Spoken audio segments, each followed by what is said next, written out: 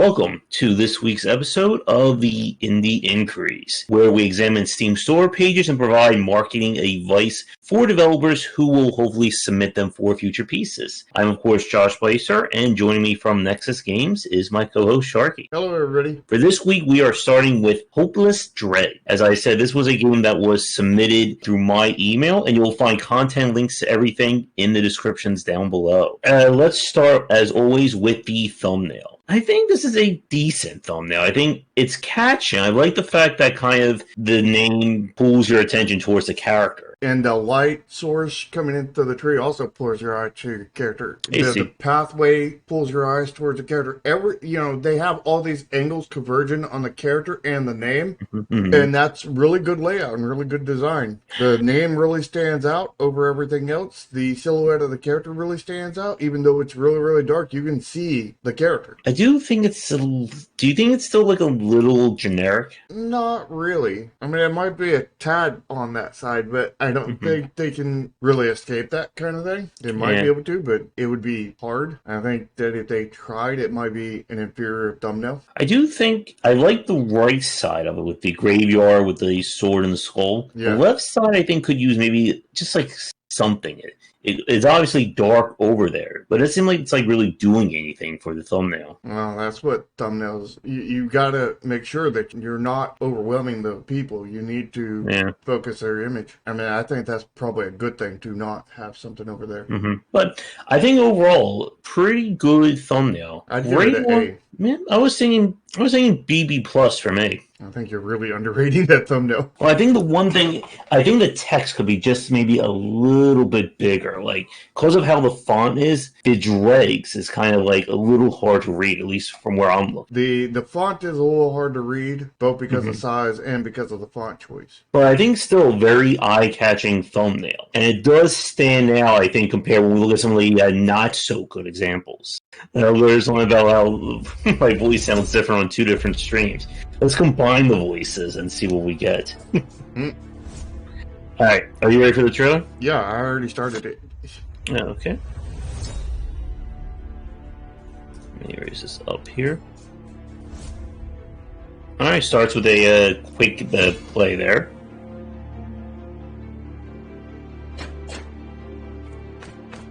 I really like that font.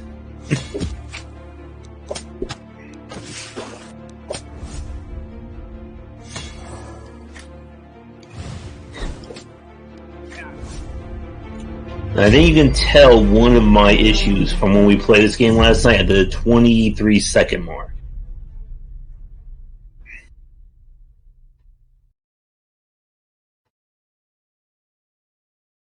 Alright. Wait, you're way back there at the 23-second mark? Nope, I just finished. So what did you think of that? It was underwhelming. I think it starts better than it ends as a trailer. What do you think? Yeah, I need to rewatch it, to be honest.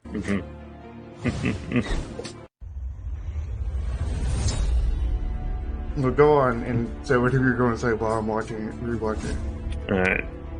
So the big thing is that there's just no real sense of, like, momentum or action to this trailer.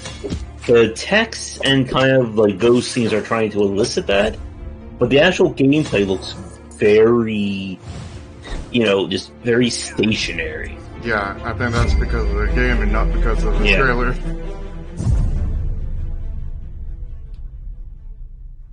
I think if they had real good actions and animations in the game, then maybe. And I think part of this issue, again, is that it's trying to emulate that Darkest Dungeon kind of feel to it. And you can see the difference, both in animation and in the trailer, between those two games. And I think, as we've said before, I think this is a case where what they have is kind of undermining the trailer. Like, the trailer itself is not bad. It's just that the content is kind of bringing it down. The content is definitely really wax, and also the text in between almost feels like a stock asset as well to a point. But it's like the best part of the trailer at the same time. I don't know. I'll give that trailer a D minus. What do you think? I was actually going to be a little bit higher than that because, again, I think the trailer itself, like content-wise, is okay. No, But except it for the doesn't have. content of the game that's in it. But again, we have to grade the trailer on the trailer alone. Well, you also have to, in this part, you would have to, I mean, we're not just grading the editing of the trailer. We're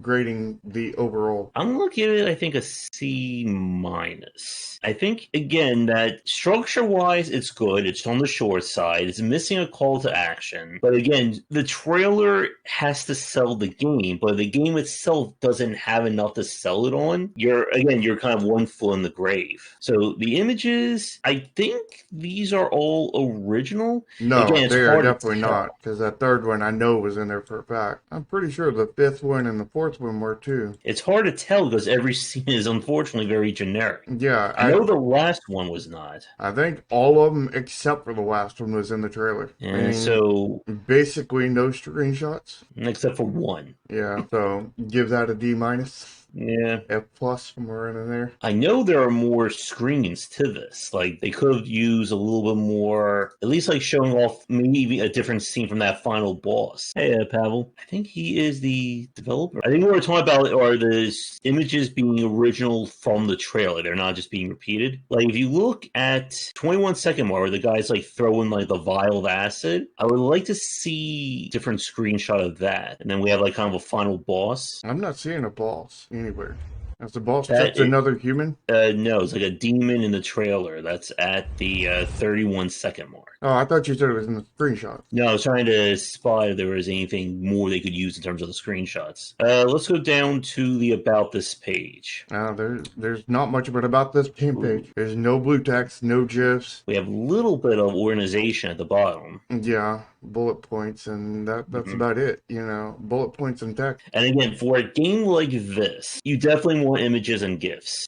Showing characters getting gear, showing them fighting, showing them dying, etc., etc. Although without really good animations inside of the game, there's not, your GIFs are down here going to lack too. So definitely need to change that in the game before you add that to the Steam page. Because I think just showing a character slightly going forward when it attacks as a GIF down here isn't going to work. And the challenge of these shows is that the game itself is divorced from the store page, unfortunately, or some cases for better or worse. So even though I played the game, I can't use that when reviewing the store page. Yeah, but you can use the bits of game that you see on the store page. And I do think, I know the game is in early access right now. One thing that I think would help a lot is getting some animations going.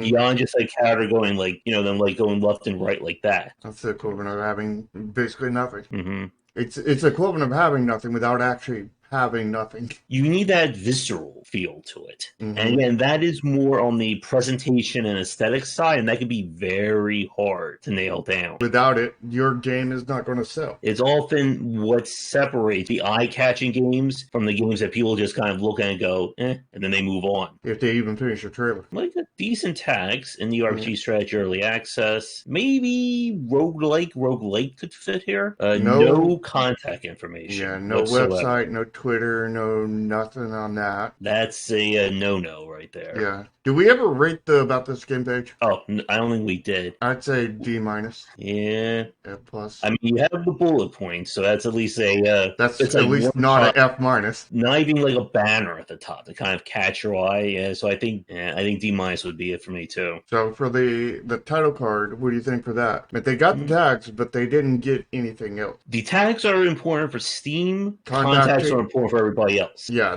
not for everybody else. They're important for all the press and anybody who wants to contact you that way. Which is very important as an indie developer. Yeah, because you definitely want press coverage if you can get it. So, I don't know. I give that maybe a C. I was thinking maybe D plus C minus. I mean, you have the tags, which is good. You and I are definitely not agreeing on this one. But again, without any contact information, it's going to be very hard for people to get in touch with you. And if you can't get people to cover your game, the tags aren't really going to matter, unfortunately. Well, And no long. the thing is I don't think anybody's going to be willing to cover the game with the animations the way they are. Yeah. So I don't think right now he's losing out on anything on that because of the fact of the animations in the game and because of how that affects the trailer and how the screenshots are either the same or so eerily close to the ones in the trailer that it might as well be the same. The tags are at least getting them to the store page, but sadly the trailer, because of the lack of animations in the about this game page with no real good animated GIFs, is really not